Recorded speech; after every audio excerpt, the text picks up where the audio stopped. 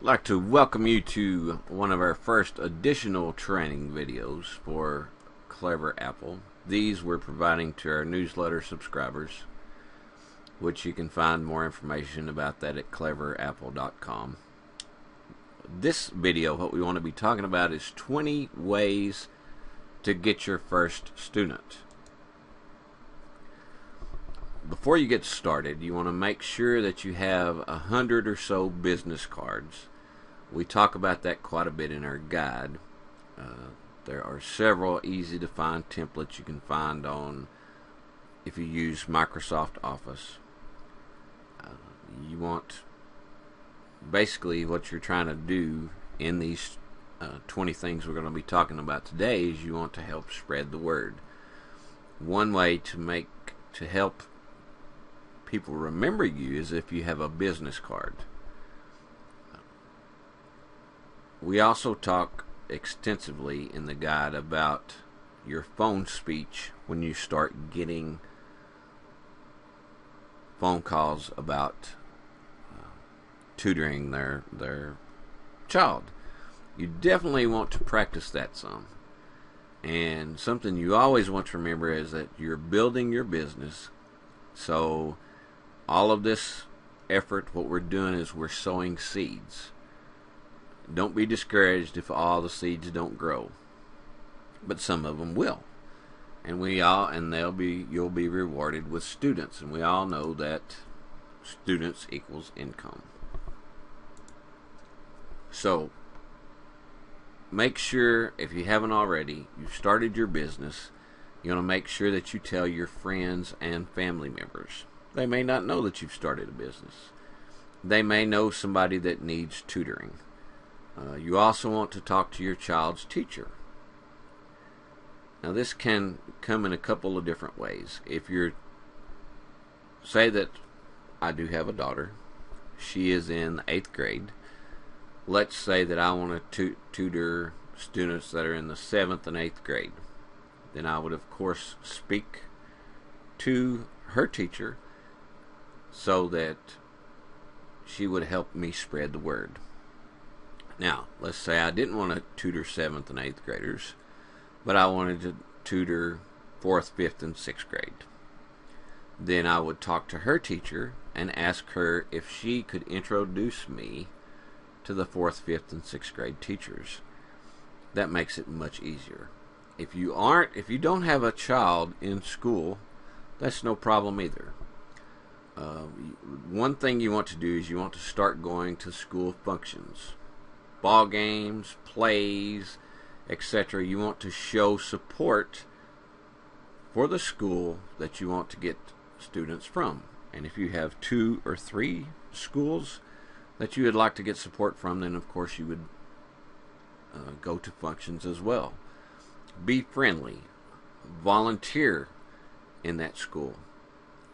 Most schools require you to do a background check, but if you only volunteer, say, an hour a day or something like that, then that's no problem. Also, they sometimes want volunteers in the evening when they do sports events and things like that. So it is no big deal. You can still get students from a school even if you don't have a child that attends there. Now, we talked extensively in the guide, and we won't go over it again here, about talking to the guidance counselor, posting flyers and pull tabs and tear sheets, and getting on the tutor list. So another way is to speak with the librarian at school and the librarian for your town. Again, just tell them, hey, my name is Tim. I'm tutoring students that are in the 7th and 8th grade. If you know or hear of anybody that needs some extra help, we would be happy to help. Here's my card. If you have any questions, feel free to call me. Get some kind of little speech down pat, and believe it or not, as you move forward, you'll get better. Pretty soon it will become second nature to you. Another way is to find local merchants in your area. Again, the smaller merchants work best. Say there's a video game store, you can take them some cards, ask them to put it in the bag whenever that parents with kids come in. You can spread the word that way. Find out when the next PTA or PTO meeting is in your school district. Attend the meeting. Before the meeting starts, ask the moderator if they would care if you would announce your tutoring service. Usually, they don't have no problem with it, and they'll say yes. Again, this spiel that you give, you may want to make it a minute or 2 minutes. Basically, you want to tell them who you're going to tutor, what your qualifications are, and how they can contact you. And if they have any questions, to come see you after the meeting is over, and you'll be standing by the door. Pretty simple. After the meeting, you can go to the moderator again and tell them that you would like to speak at the next PTO PTA meeting about how to improve test scores or how to improve study skills. Tell them it'll be about 5 or 10, 15 minutes long. And at the end of that presentation, you will, of course, mention your tutoring service. Now, if you get that, it's really important. That is what I like to call content creation, because you gave or are getting ready to give a presentation. Content creation.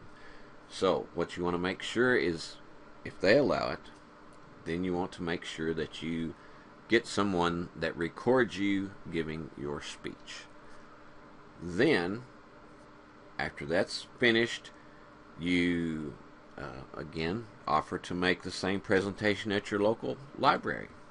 Print up little flyers. That works really well. You want to record that presentation, and then you want to transcribe the recording, and you want to make it into a booklet. Now, one thing is, say that you are getting ready to give the free presentation at the library. You will want to make sure that you have the booklet made that you gave at the PTO. When you give the presentation at the library, you want to make sure you give the booklet to all the students that come. Again, just transcribe what you said.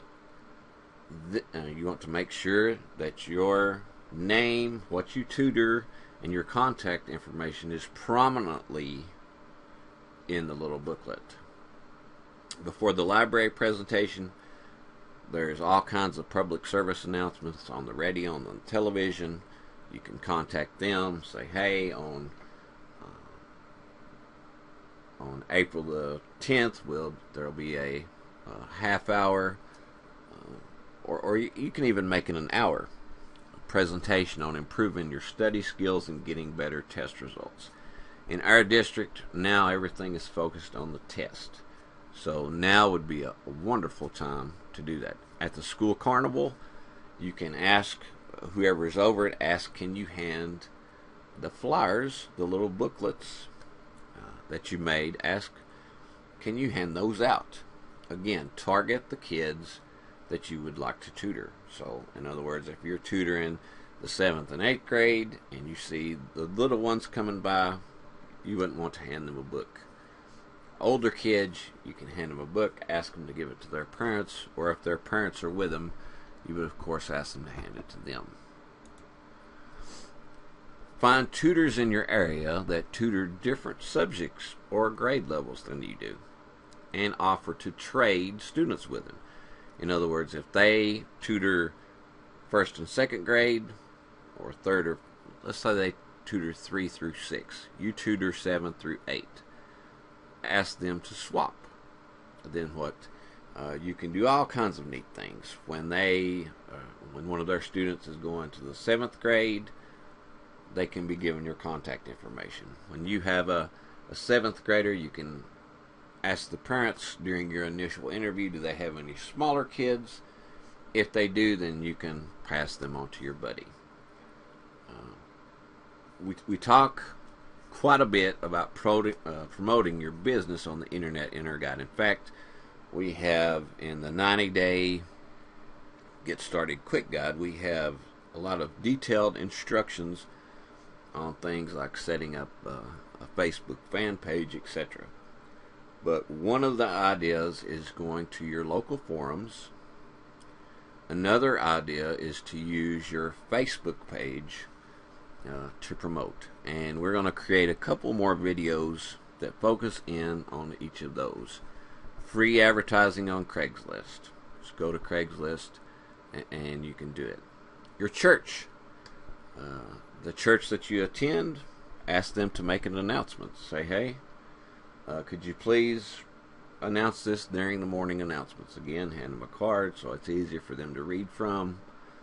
No problem. Contact the Sunday school teacher that teaches the kids you want to tutor. Again, say I'm tutoring 7th and 8th grade. Ask them to announce it, and you can even, again, you have your free booklet made. You give them a free booklet with one of your business cards in there, and you're good to go. There are a lot of paid ideas that you can do once you get the ball rolling, but these ideas should definitely help you get your first students. Like anything in life, it will be hard to do some of these things at first. As you do them, it will become much, much easier. You don't believe me? It will. Just take my word for it. The first time you do anything, it's hard. The first time the first time you drove your car, it was hard. Now you get in your car, and it's like you're not even in the car. Same difference. You can do it. You can do it. So, congratulations. You've taken the first steps to building your business. If you would like more information, you can always go to cleverapple.com. We have some resources. You want to make sure that you signed up for our newsletter. We have our blog. Make sure you check it out. And we hope you and yours have a wonderful day.